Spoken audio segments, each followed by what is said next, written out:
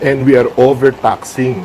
And we are overborrowing para matustusan yon. And why are we overborrowing, overtaxing, and overspending? Because we are also overstealing. No? Yung nga, The first priority, first issue na bumabagabag sa mga tao. No? Kasi patuloy ng patuloy ang pagtaas. Sabihin na natin na part of this is externally induced kasi nga yung giyera sa Middle East. Pero ano ang nagagawa o nagawa ng pamahalaan para maibsan yung hirap ng taong bayan? Alam natin ganon. Pero bakit sa Vietnam? No? Tinanggal nila ang VAT sa gasolina. No? Bakit sa ibang lugar ganon? Bakit tayo hindi natin magawa? Why? Because this government has a huge fiscal deficit kasi we are overspending and we are overtaxing and we are overborrowing para matustusan yon. And why are we overborrowing, overtaxing, and overspending? Because we are also overstealing. No? yung nga, Ito ang masakit at lalong malupit. Accountability daw, pero ang mga congressman natin nakakatanggap pala ng reimbursement milyon ang halaga sa kanilang extraordinary expenses in aid of legislation. O, tingnan natin to atin. O, ito ha. Ito nung June lang. Itong June lang ha. Yung natapos na buwan. Ha? Andyan yung date, andyan yung check number, andyan yung kongresistang nakatanggap, andyan yung amount. At para saan ito? Ha?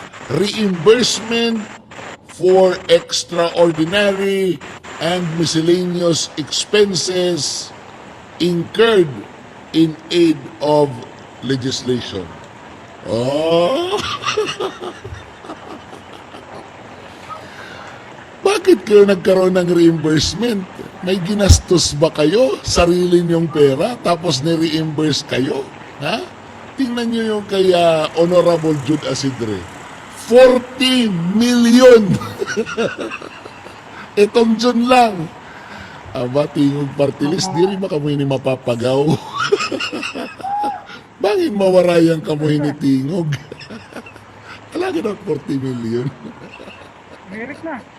Ibig sabihin, pag reimbursement, nagpaluwal ng 40 million si Honorable Jude Asidre. Tapos, ni-reimburse ng pera ng taong bayan.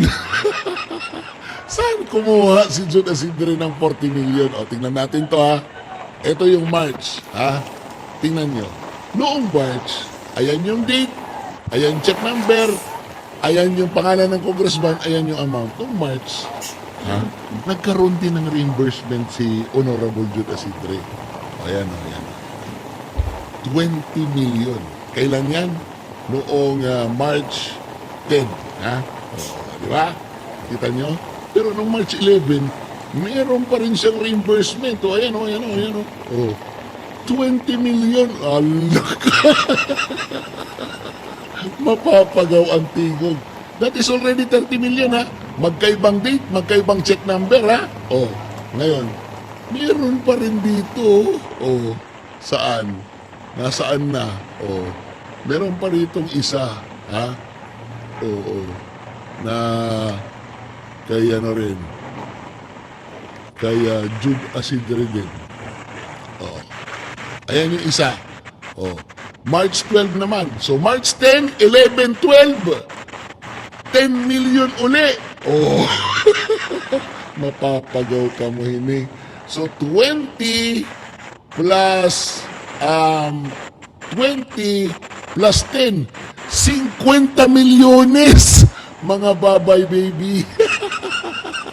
Eto pa, ito pa. Noong May, ha? May 6, ayan yung check number. Tingog party list pa rin. Jude Asidre, 25 million. Oh, oh ha? Oh. Hanapin pa natin yung iba kung meron pa. Ha? Wala na. Baka hindi na nasama rito. Oh, ito pa. Ito yung April. Oh, April 7, 10 million. Ano pa? Merit na. Ito sa baba, April 8, 20 million! Jackpot! Mapapagawan mga tingog. Hini, ang ginaw kadagko man hini nga reimbursement. Paano yun? Gumastos muna sila. Ang pattern ay ganito. Palapit ng palapit yung impeachment trial, palaki ng palaki yung ibinibigay sa mga kongresista. Meron akong mga dokumento na ibinigay sa akin, no? Scanned and sent to me through email. Pero, alam mo, nakakabahala no? We are discussing accountability of the Vice President sa impeachment niya na hindi man klaro. Pero, sa likod nito, merong dahilan para bigyan ng pera ang mga kongresista at ang laki ng amount. Alam nyo, hindi ito nakakapagtaka na mangyayari because they only have to bribe a few people to make this government work. Di ba? At steer the public opinion to believe na si Sara Duterte may kasalanan, sila wala. Di ba? Pero ayan ang dokumento na nagsasabi na. Sana maimbestigahan ito. Sana meron ditong managot kung totoo ito. Ha? At sana ito ay imbestigahan dahil nandyan yung mga check number, andyan yung amount, andyan yung pangalan ng congressman. Di ba? Sana hindi ito mawala sa ating alaala katulad ng drama na ginagawa nila sa flood control.